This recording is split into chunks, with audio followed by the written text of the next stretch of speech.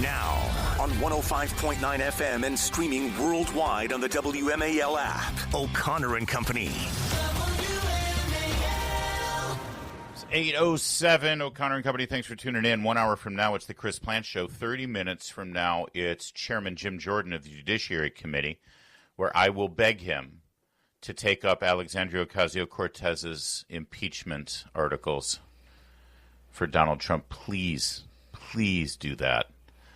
It's Larry O'Connor with Julie Gunlock. Good morning, Julie. Good morning. It's been a bit of a whirlwind here as we started the day with President Trump's announcement last night of a ceasefire. Then, as the morning developed, it appears as though there had been some, firing back and forth between the two nations.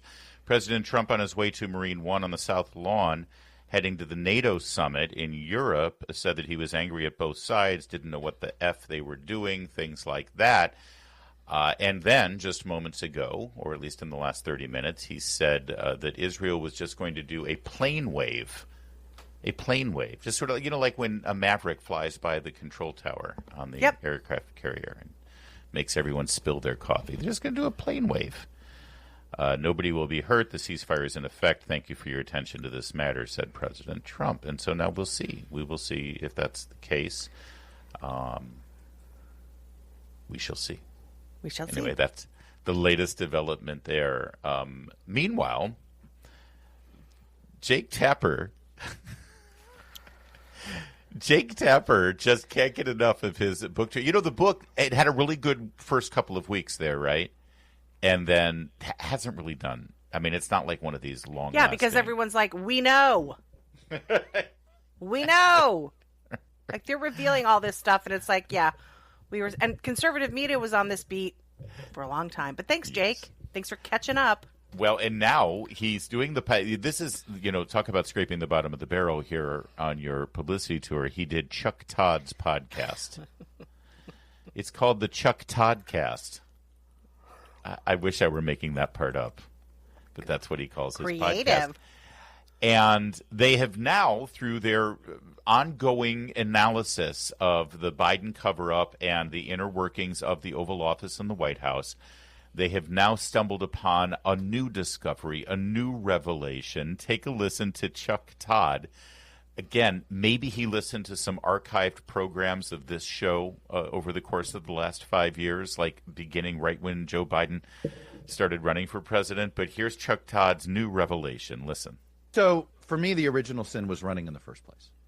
Oh, well, yes, I've heard you talk about this because his family was in crisis. Right, because his daughter and his son were addicted to drugs. I followed that Hunter Biden trial soup to nuts. I read every single transcript. I read all of the testimony. I cannot believe to this day, Jake, that Hunter Biden, that Joe Biden did this to his kids. So somebody close to the family, I can't believe that he did it. Somebody close to the family told us, and this is in the book, that everybody knows, some of the family aphorisms like, my word is a Biden, or, et cetera, et cetera. A lesser known Biden family saying is, don't call a fat person fat. And by that they mean it's not about politeness. It's about hiding truths, not acknowledging truths. And this person close to the family suggested that there are lots of truths that the family did not want to face up to. One, Bo is dying. Mm-hmm. 2, Hunter is addicted to drugs. 3, Joe Biden cares about his family more than he cares about anything else. Mm-hmm. And those 3 are not true. This person close to the family said. And that's when you talked about his running in 2020, I think that comes to bear because obviously he was putting his ambition, and if you want to be charitable, his hopes to save the country from Trumpism or whatever, obviously he was putting that above what was going on with his family and his 2 children and their struggles. Look, I mean, you and I covered, for most of our professional lives, the story of Joe Biden was this guy cared about his family so much he commuted home every night from Washington. Now, by the way, what else you could say is this man was so ambitious that after his family went through that tragedy, he commuted every day to work. Right. right? Like it's the same story. It's He all had about the narrative. his sister help raise his boys. I sit here, I look at this, and I think, were we sold a 40-year bill of goods? Oh my God, Larry! Notice also they think the biggest injury here was to his family, not to the country, not to the American people, not to the Democrat Party.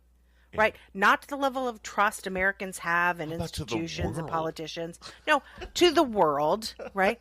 I mean, his poor family. They were in on it. Also, like this idea that they're the big victims, like this poor, suffering family. No, they benefited. They profited off his corruption. They're not the only victims here, though. It's the media. We were sold a bill of goods. We were. Oh God! You bought the bill of goods. You bought the bill of goods. You never questioned. You never looked under the hood. You never kicked the tires. You never. Oh, it's like, look at him. He goes home on Amtrak every day. Let's write sonnets about it. This guy has from the minute he started his political career, he smeared the truck driver that was involved in the accident that killed Biden's first wife. He was not drunk, and Biden started this narrative that it was a drunk driver who killed my wife, destroyed that man who was driving that truck. And then got sworn in the hospital room as his son lay because he wanted the photo op. Yes. He wanted the photo op of his young child in the bed for sympathy. He's an awful human being and has been since day one. Yes. And if you look at it with any kind of critical lens, like I thought reporters were supposed to do, you would come up with that conclusion. I have said this, Chuck Todd saying that we were sold a bill of goods about Joe Biden, the great family man. It's like, you will know them from their fruits. How good a father is he? Look at his children. Well, yeah, it's also, Chuck Todd was paid millions to be a reporter, to ask questions. Oh, more than a reporter, he inherited Meet the Press. The gold standard of critical analysis and speaking truth to power and holding politicians' feet to the fire, and he was a tool. I have said it since day one. You don't need to have any insiders in the Biden White House. Like Jake Tapper's like, well, we now have this confirmed from inside anonymous sources. Why is that the standard now for Jake? It's not the truth. It's not the fact. It's not anything that is plain as the eye can see unless an anonymous source inside the White House confirms it to you. No. I have been saying that Joe Biden is an awful human being from the beginning. Do you know why? Because I have eyes and ears. And I have seen this man through his public life. And I've said it, I'm sure that listeners of this program are sick of hearing me repeat it, but I will say it again. You want to know what kind of guy Joe Biden is? Ask the family of Robert Bork. Ask Clarence Thomas and his family. He was credibly accused of sexual assault, and they smeared that woman. She lives overseas now. There were threats against her, and a reporter never once asked one question during the Me Too phase of this country. But Chuck Todd now has come to the realization that maybe the whole thing about Joe Biden was just a fraud. And Jake Tapper is nodding along and confirming, and just so awful and just so terrible. And in the meantime, also in the news, Hunter Biden is being sued for over $50,000 in unpaid legal bills, including the Delaware gun case. So all those lawyers who were doing a Netflix reality show with Hunter during that whole escapade, now they're turning on him and they want more money. He can always sell more paintings. No, wait. Oh, right. No one wants them. Chuck Todd is going to realize and come to the revelation, Julie, that the whole selling paintings things that he can't actually paint. And it was corruption as well. That's the Biden family, at least the latest. But ultimately, this is a media story. Always has been, always will be. And you should never, ever, ever, ever trust these people again. It's 8:15.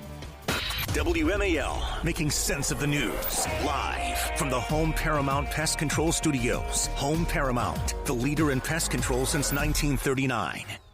You and Derek Gunlock, your long-suffering husband. Yeah, sure, whatever. You have been married for how many decades now? Many. 2.5. Have you hit 25 yet? 2. Not yet. That's exciting. But we have been married over 20 years, yes. So when you met him, Did you, like, was this one of those things where it's like, oh, he's not perfect, but I'll fix him? Were you one of those women? Women do that a lot, right? I know he's listening right now, so I'm going to say, nope, he was perfect. Please take the garbage out. Let me rephrase. Nobody is perfect, but No. and especially spouses. But you don't go into a marriage thinking, "Oh, yeah, I'll fix that about them," or they're broken, but they need me, and I'll make them better. That sort of thing, right? That's like the definition of a dysfunctional relationship. No, yeah, absolutely. Yeah, Well, you should not go into a relationship like that. Right. Although he did. He needed a little fashion help. I'll just say that. All right. Well, I'm talking. But he was 24. I'm talking about like emotional issues. No, and even, he was even no. So here's the latest survey by the dating app Hilly. 55% of Gen Z women refuse to date a man if he's not willing to go to therapy. Women are crazy today. They actually want. And 45% find people who do therapy more attractive. They're more attracted to a man who is in therapy and needs fixing and has some sort of emotional or psychological problem. Look, this very young generation has got a lot of issues, as I think has been shown multiple times. They really seem to be mentally unstable, and maybe they're looking for that in common. But ladies, don't do this. They're actually seeking out men who are going to therapy. 55% of millennial women find men in therapy more attractive, and this is how they put it: self-actualization, emotional literacy, authentic confidence, humility, and the ability to make healthy choices naturally make someone an attractive mate. None of these women have met a man.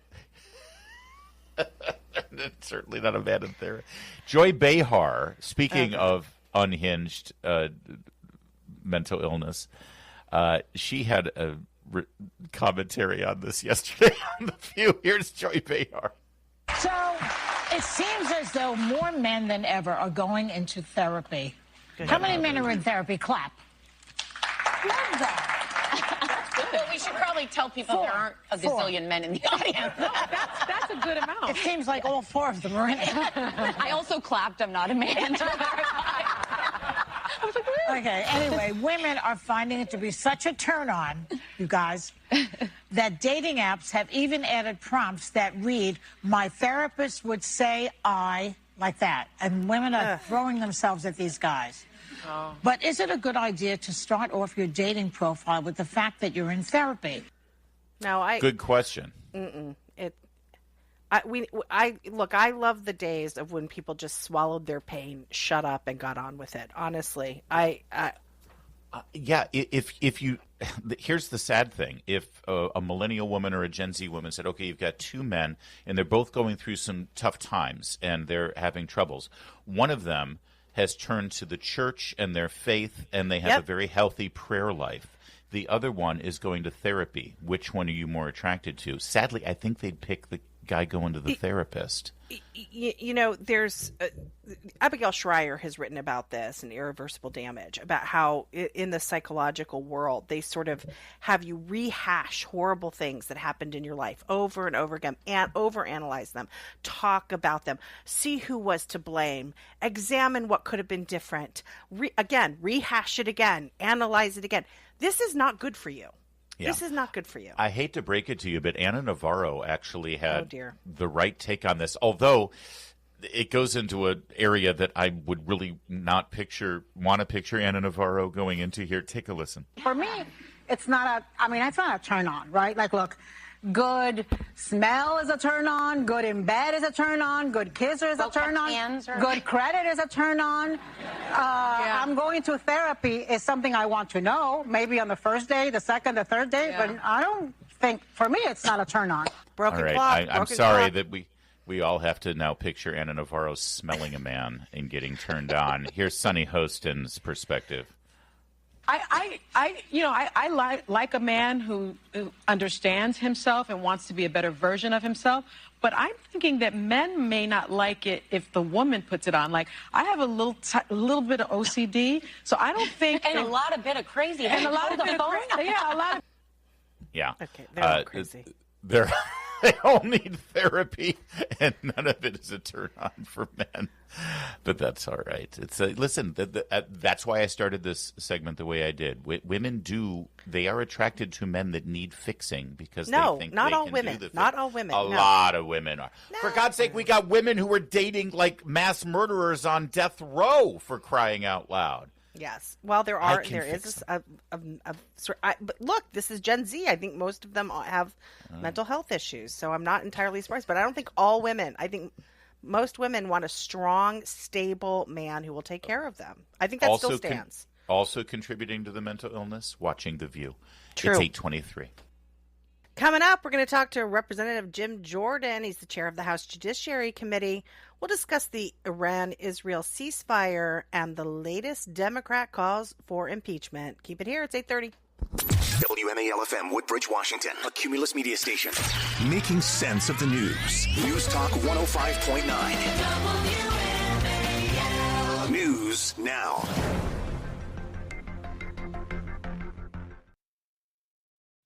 Now on 105.9 FM and streaming worldwide on the WMAL app. O'Connor and Company. 8:37 now on a very busy Tuesday morning as events continue to develop before our very eyes. Joining us now is the chairman of the Judiciary Committee in the House of Representatives, the fine representative from Ohio, Jim Jordan. Chairman Jordan, thanks for joining us, sir. Good to be with you guys this morning. Listen, before we get into some of the details here I do want to get into, as we see the announcement of the ceasefire and then some additional bombing overnight and the president's statement and what appears to be another reinvention of the ceasefire here, we're told that the president's base, that his MAGA support and America First support in the House and in the Senate is sort of cracking and crumbling. You're sort of in the middle of it. We've had a lot of statements from one of your colleagues, Marjorie Taylor Greene, and Congressman Massey. What is your perspective on the president's support right now in a very fragile caucus? No, I think it's very strong. I mean, look, Israel intelligence said Iran was close. American intelligence said that, and maybe more importantly, we had the IAEA said they were getting close. And this is a terrorist state that said has chanted death to Israel, death to America. This was good for the state of Israel, good for America, and I appreciate the president's good for the world, and I appreciate the president's decision. We were in Israel in February, and I actually kind of thought that there may be something happen even sooner than it did relative to Iran. But no, I think this is a good thing, and let's hope the ceasefire holds and Iran comes to some kind of sensible understanding here. You see the left really struggling with this. I mean, this is just an incredible development, possibly peace in our time. And you see the left and the media, Margaret Brennan, this weekend saying things like, well, were they really going to, were they really a danger?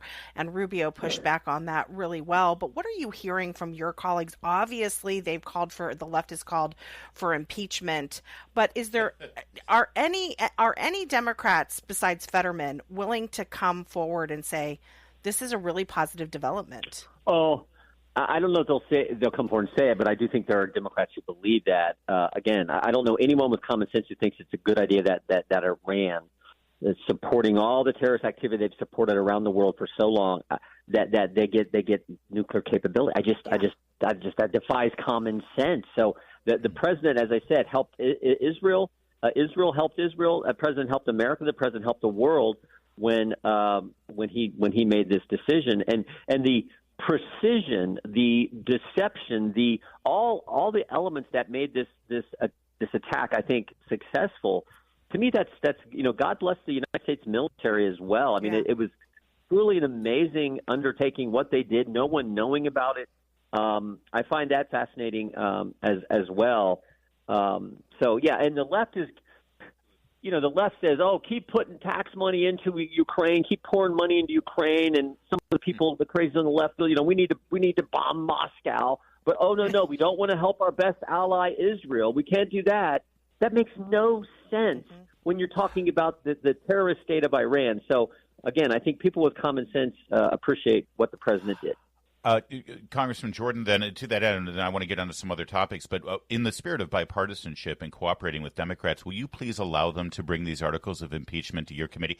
I think that Congresswoman Jayapal would be perfect to make the case. I think Speaker Johnson, with a wry little smile on his face, would enjoy seeing the Democrats make the case for impeachment of Donald Trump and then see the Democrats have to vote on that. Yeah. I mean, we'll see. We probably won't allow that to happen. Right, but I appreciate you putting up with my nonsense, though. Thank you. Yeah, not at all. I also think that some people just fail to see that there is. I do believe there is a special relationship between the United States of America and the State of Israel, and it's strategic, it's cultural, it's religion, it's Judeo-Christian value. There's something special about that relationship as well, and I don't think we should lose sight of that in this whole issue as we think about what happened and what happens going forward. Indeed. We've had another Supreme Court decision here overturning one of these rogue federal judges who put a temporary restraining order and sort of ceasing the executive branch's operations. It's incredibly unconstitutional by many people's perspectives, and it continues to happen. Is there something you can do at the Judiciary Committee level? Because people forget that these courts that are doing this, they are a function of the legislative branch. You've created these courts. What can you do to sort of rein in these judges? Well, it's funny you bring it up because we got a hearing today on the budgets for courts, which obviously this is one of the powers that the legislative branch has. So our subcommittee, chaired by Representative Issa, one of the subcommittees of the Judiciary Committee, is having a hearing on this very issue, the budget levels and for our federal court system. Of course, we do oversight. We had a hearing a few months ago where we had former Speaker Gingrich come in and testify to this whole idea that these federal district judges, I think there's like close to 700 of them, that make these injunctions, and the injunction applies nationwide. And he gave us a sort of historical perspective on all that and how this is relatively speaking, a pretty recent phenomena. And then, of course, we pass legislation out of the committee, out of the House. It sits in the Senate, which says if you're a federal district judge and you issue an injunction on some executive order, some activity from the executive branch, that injunction shouldn't apply nationwide, which has sort of been the case throughout history, but it should only apply to the parties in the case in that respective jurisdiction. So we're working on the oversight function, the legislative function, and now we're looking at the appropriations, which is, I think, really the ultimate power that Congress has with this hearing that we have today. So we're trying to use every lever we have to make sure our separate and equal branches of government function the way it's supposed to function, and the president's the president, not some judge in Timbuktu, California. And finally, yesterday was Justice Clarence Thomas's birthday. Is there anything that you can do in the House of Representatives to extend his life as long as possible? Some sort of genetic research, maybe a brain transplant of some sort could be entertained. Justice Thomas has been a stellar justice on the court, and we appreciate his service to the country. We hope it continues. The left has attacked him. Over the last 6, 7, 8 years, it's been this nonstop attacks on Justice Thomas because he stands up and defends the Constitution. And so you're right. He's a great American, great story, humble beginnings to the highest court in the land, and has given outstanding service to our great country. As you know, sadly, Chairman Jordan, the attacks can be mean and vicious and horrible and personal, and you've had to endure them too, and it only tells you that you're doing a great job for the American people. Well said. Thank you, Congressman. Well said. Thank you, sir. You bet. Thank you, guys. Take care. President Trump today sort of channeling Taylor Swift, telling Israel and Iran to calm down. Here he was on the South Lawn. But I'm not happy that Israel's going out now. There was one rocket that I guess was fired overboard. It was after the time limit, and it missed its target. And now Israel's going out. These guys got to calm down. They got to calm down. That's right. He then took to Truth Social, said, don't drop those bombs, Israel. If you do, it's a major violation. And then later said the ceasefire is in effect, and Israel's not going to drop any bombs, just do a plane wave. So we'll see. He's on his way to Europe, by the way, for the NATO summit this week, where I'm sure will discuss the strikes on Iran, and they'll also discuss increasing other European nations' commitments to NATO. So there you go. Calm down. Calm down, everybody. You know, that's a New York thing. It reminds me of my second favorite New Yorker, Joan Rivers. Remember, she used to say that too, specifically this time. And do you think that the country will see the United States will see the first gay president or the first woman president? We already have it with Obama, so let's just calm down. Got it. Let's calm down. You know, Michelle is a trans. Larry. Didn't she die like 3 days later or something? I'm sure there's no coincidence. Not related. I Sure, miss that woman so much. Everyone, we have a gay president. It's Obama. Michelle's Calm a down. daddy. Calm Calm down. Everyone calm down. Israel, Iran, calm down. It's 8:52.